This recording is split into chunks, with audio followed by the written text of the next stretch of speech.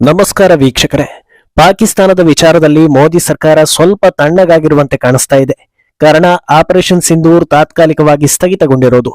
ಆದ್ರೆ ಕಣ್ಣಿಗೆ ಕಾಣ್ತಾ ಇರೋದು ಮಾತ್ರ ನಿಜವಲ್ಲ, ಅಸಲಿ ಆಟ ಬೇರೆನೇ ಇದೆ ಅನ್ನೋದಕ್ಕೆ ಉತ್ತರ ಪ್ರದೇಶ ಸಿಎಂ ಯೋಗಿ ಆದಿತ್ಯನಾಥ್ ದೊಡ್ಡ ಹಿಂಟ್ ಒಂದನ್ನ ಕೊಟ್ಟಿದ್ದಾರೆ.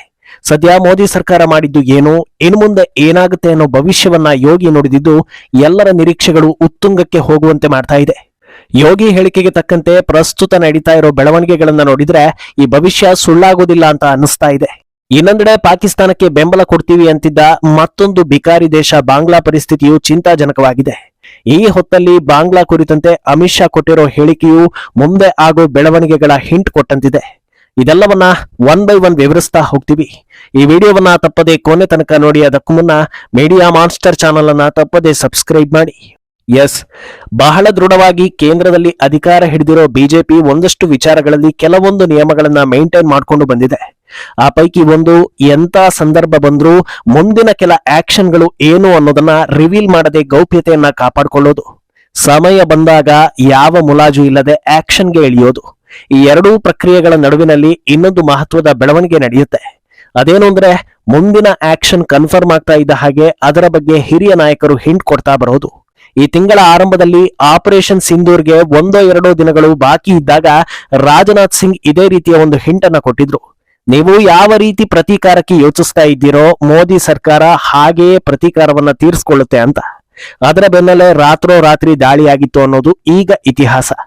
ಈಗ ಉತ್ತರ ಪ್ರದೇಶ ಸಿಎಂ ಪಾಕಿಸ್ತಾನದ ಭವಿಷ್ಯವನ್ನ ನುಡಿದಿದ್ದಾರೆ. ಪಾಕಿಸ್ತಾನದ ಅಂತ್ಯಕ್ಕೆ ದಿನಗಣನೆ ಶುರುವಾಗಿದೆ. ಅದಾಗಿ ಅಂತ್ಯವಾಗುತ್ತೋ ಅಥವಾ ಭಾರತವೇ ಅಂತ್ಯ ಮಾಡುತ್ತೋ ಅನ್ನೋದು ಸದ್ಯಕ್ಕಿರೋ ಕುತೂಹಲ. ಇದು ಯೋಗಿ ಆದಿತ್ಯನಾಥ್ ಹೇಳಿರೋ ಭವಿಷ್ಯ.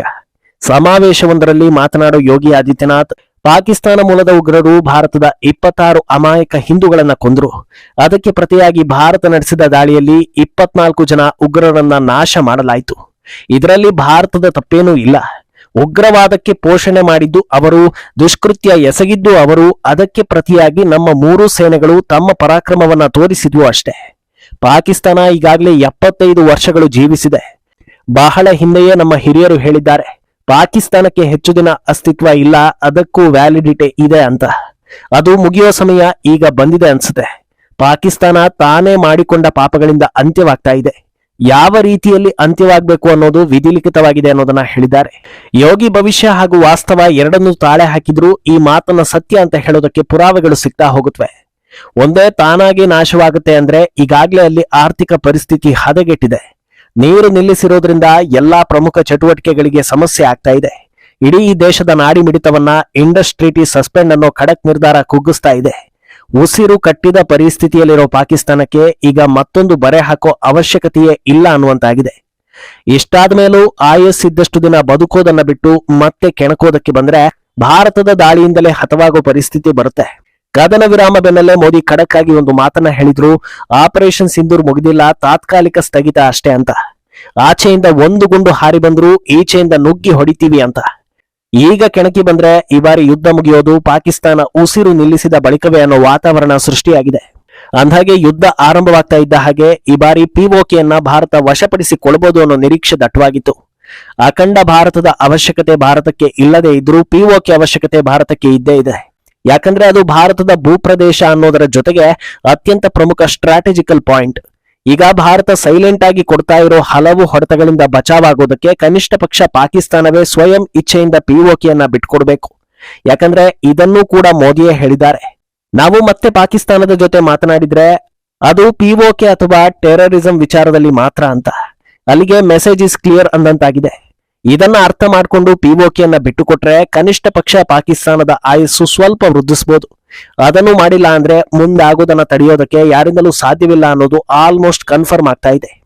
ಅಂದಹಾಗೆ ಕಳೆದ 2 ವರ್ಷಗಳಿಂದ ಯೋಗಿ ಪಿಒಕೆ ವಿಚಾರವನ್ನ ಸ್ಟ್ರೆಸ್ ಮಾಡಿ ಹೇಳ್ಕೊಂಡು ಬಂದಿದ್ರು. ಈಗ ಆ ಸಮಯ ಬಂದಂತಿದೆ. ಇನ್ನು ಇದಕ್ಕೆ ತಕ್ಕಂತೆ ಪಾಕಿಸ್ತಾನದಲ್ಲಿ ಆಗ್ತಾ ಇರೋ ಬೆಳವಣಿಗೆಗಳು ಕೂಡ ಪುಷ್ಟಿ ಕೊಡ್ತಾ ಇದೆ. ಉಗ್ರ ಪೋಷಕ ರಾಷ್ಟ್ರಕ್ಕೆ ಹಣ ಕೊಡಬೇಡಿ ಅಂತ ಬಡ್ಕೊಂಡ್ರು 100 ಕೋಟಿ ಕೊಟ್ಟ IMF ಈಗ ಪಾಕ್ಗೆ ವಾರ್ನಿಂಗ್ ಕೊಟ್ಟಿದೆ. ಪಾಕಿಸ್ತಾನ ಉಗ್ರರಿಗೆ ಪರಿಹಾರ ಕೊಟ್ಟ ಬೆನ್ನಲ್ಲೇ ಎಲ್ಲರೂ IMFಗೆ ಉಗಿದಿದ್ರಿಂದ ಡ್ಯಾಮೇಜ್ ಕಂಟ್ರೋಲ್ಗೆ ಮುಂದಾಗಿರೋ IMF, ನಾವು ನಿಮಗೆ ಹಣ ಕೊಟ್ಟಿದ್ದು ಕಷ್ಟದಲ್ಲಿ ಇದ್ದೀರಿ ಅಂತ, ಅದನ್ನ ಸಾಲ ತೀರಿಸೋದಕ್ಕೆ ಬಿಟ್ಟು ಬೇರೆ ಯಾವುದಕ್ಕೂ ಬಳಸ್ಕೊಳ್ಬಾರದು ಅಂತ ಹೇಳಿದೆ.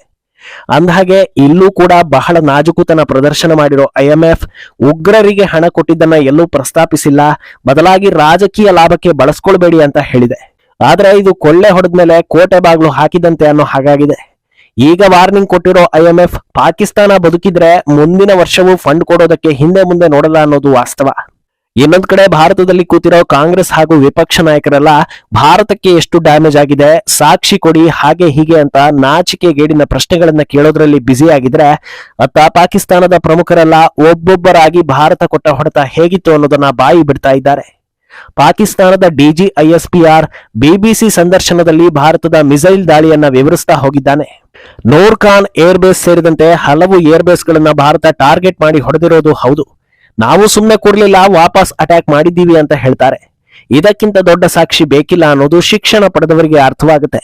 ಇನ್ನೊಂದೆಡೆ ಪಾಕ್ನ ಮಾಜಿ ಪ್ರಧಾನಿ ನವಾಜ್ ಶರೀಫ್ ಪುತ್ರಿ ಮರಿಯಂ ನವಾಜ್ ಓಪನ್ ಸ್ಟೇಜ್ ನಲ್ಲಿ ದಾಳಿಯನ್ನ ಒಪ್ಪಿಕೊಂಡಿದ್ದಾಳೆ. ಭಾರತ 6, 7, 8ನೇ ತಾರೀಕು ನಡೆಸಿದ ದಾಳಿಗೆ ಪಾಕಿಸ್ತಾನಕ್ಕೆ ತುಂಬಾನೇ ದೊಡ್ಡ ಡ್ಯಾಮೇಜ್ ಆಗಿದೆ ಅಂತ ಹೇಳಿದ್ದಾಳೆ. ಇದೆಲ್ಲವನ್ನ ನೋಡ್ತಾ ಇದ್ರೆ ಪಾಕಿಸ್ತಾನದ ಅಂತ್ಯಕ್ಕೆ ದಿನಗಣನೆ ಆರಂಭವಾಗಿರೋದು ಸುಳ್ಳಲ್ಲ ಅನ್ಸುತ್ತೆ.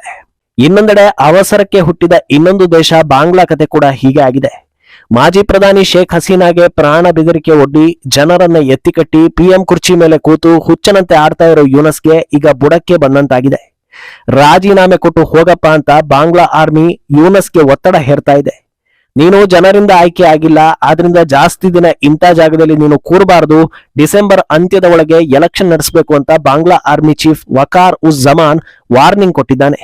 ಬರೀ ಆರ್ಮಿ ಪ್ರೆಷರ್ ಬಂದ್ರೆ ಪರವಾಗಿಲ್ಲ, ಹೇಗೆ ಹಸೀನಾ ವಿರುದ್ಧ ಯೂನಸ್ ವಿದ್ಯಾರ್ಥಿಗಳನ್ನ ಎತ್ತಿ ಕಟ್ಟಿದ್ನೋ ಈಗ ಮತ್ತೆ ಅಲ್ಲಿ ವಿದ್ಯಾರ್ಥಿಗಳು ಹುಚ್ಚೆದ್ದು ಕುಣಿಯೋದಕ್ಕೆ ಶುರು ಮಾಡಿದ್ದಾರೆ. ಕ್ಯಾಪಿಟಲ್ ಸಿಟಿ ಢಾಕಾ ಸೇರಿ ಹಲವೆಡೆ ವಿದ್ಯಾರ್ಥಿಗಳು ಹಾಗೂ ಮತಾಂಧರು ಸೇರ್ಕೊಂಡು ಪ್ರೊಟೆಸ್ಟ್ ಮಾಡ್ತಾ ಇದ್ದಾರೆ. ಕೆಲವೇ ದಿನಗಳ ಹಿಂದಷ್ಟೇ ಬಾಂಗ್ಲಾ ಪಾಕಿಸ್ತಾನದ ಜೊತೆಗೆ ನಾವಿದ್ದೀವಿ ಅಂತ ಹೇಳಿತು. ಇದೇ ಯೂನಸ್ ಸಹಾಯ ಹಸ್ತವನ್ನ ಚಾಚಿದ್ದ. ಇಬ್ಬರು ಭಿಕ್ಷುಕರೇ, ಇಬ್ರು ಸೇರ್ಕೊಂಡು ಅದೇನಪ್ಪ ಮಾಡ್ತಾರೆ ಅಂತ ಎಲ್ರಿಗೂ ಅಚ್ಚರಿ ಆಗಿತ್ತು. ಆದ್ರೆ ಈಗ ನೋಡಿದ್ರೆ ಇಬ್ಬರಿಗೂ ಬುಡಕ್ಕೆ ಬಂದಿದೆ. ಈ ಹೊತ್ತಲ್ಲಿ ಅಮಿತ್ ಶಾ ಕೂಡ ಮಹತ್ವದ ಸ್ಟೇಟ್ಮೆಂಟ್ ಒಂದನ್ನ ಕೊಟ್ಟಿದ್ದಾರೆ. ಇವತ್ತು ಬಾಂಗ್ಲಾದೇಶ ಸೃಷ್ಟಿಯಾಗೋದಕ್ಕೆ ಹಾಗೂ ಆರಂಭದ ದಿನಗಳಲ್ಲಿ ಅವರು ಸೇಫ್ ಆಗಿದ್ದಕ್ಕೆ ಭಾರತದ BSF ಆರ್ಮಿ ಕಾರಣ ಅನ್ನೋದನ್ನ ಅವರು ಮರಿಬಾರದು. ಭಾರತ ಎಂಥ ಸಂಕಷ್ಟದ ಸ್ಥಿತಿಯಲ್ಲಿದ್ದಾಗಲೂ ನಮ್ಮ BSF ದೇಶ ಪ್ರೇಮವನ್ನ ಮೆರೆದು ಕಾಪಾಡಿದೆ. ಪ್ರಪಂಚದಲ್ಲೇ ಭಾರತದ BSF ಅತ್ಯಂತ ಶ್ರೇಷ್ಠ ಅಂತ ಹೇಳಿದ್ದಾರೆ. ಬಾಂಗ್ಲಾ ಒಳಗೆ ಕೂತ್ಕೊಂಡು ನಾನಾ ರೀತಿಯ ಹೇಳಿಕೆ ಕೊಡೋ ಯೂನಸ್ ಗಡಿಯಲ್ಲಿ ತಮ್ಮ ದೇಶದ ಸೈನಿಕರು BSF ಜೊತೆಗೆ ಕಿರಿಕ್ ಮಾಡೋದಕ್ಕೂ ಕುಮ್ಮಕ್ಕು ಕೊಡ್ತಾ ಇದ್ದ. ಈಗ ಶಾ ಕೊಟ್ಟಿರೋ ಸ್ಟೇಟ್ಮೆಂಟ್ ಹಳೆಯದನ್ನ ನೆನಪಿಸೋದರ ಜೊತೆಗೆ ವಾರ್ನಿಂಗ್ ಕೊಟ್ಟಂತೆಯೂ ಸೌಂಡ್ ಮಾಡ್ತಾ ಇದೆ. ಒಟ್ಟಲ್ಲಿ ಪಾಕಿಸ್ತಾನದ ಆಗು ಹೋಗುಗಳನ್ನ ನೋಡ್ತಾ ಇದ್ರೆ ಸಾವಿಗೆ ಸಮೀಪಿಸ್ತಾ ಇರೋದು ಡೌಟೇ ಇಲ್ಲ ಅಂತ ಹೇಳ್ಬೋದು. ಆದ್ರೆ ನಮ್ಮ ದೇಶದಲ್ಲಿ ವೈರಿಗಳಿಗೆ ರಕ್ತ ಕೊಟ್ಟು ಬದುಕಿಸೋ ಉತ್ಸಾಹ ಕೆಲ ದೇಶದ್ರೋಹಿಗಳಿಗೆ ಇರೋದ್ರಿಂದ ಪಾಕಿಸ್ತಾನದ ಜೊತೆಗೆ ಇವರಿಗೂ ಅಂತಿಮ ಯಾತ್ರೆ ಮಾಡೋದು ಒಳ್ಳೇದು ಅನ್ನೋದು ಭಾರತೀಯರ ಮನದಾಳದ ಮಾತು. ಮುಂದೇನಾಗುತ್ತೆ ಅನ್ನೋದನ್ನ ಕಾದು ನೋಡ್ಬೇಕು. ಈ ಬಗ್ಗೆ ನಿಮ್ಮ ಅಭಿಪ್ರಾಯವನ್ನ ತಪ್ಪದೆ ಕಾಮೆಂಟ್ ಮೂಲಕ ತಿಳಿಸಿ.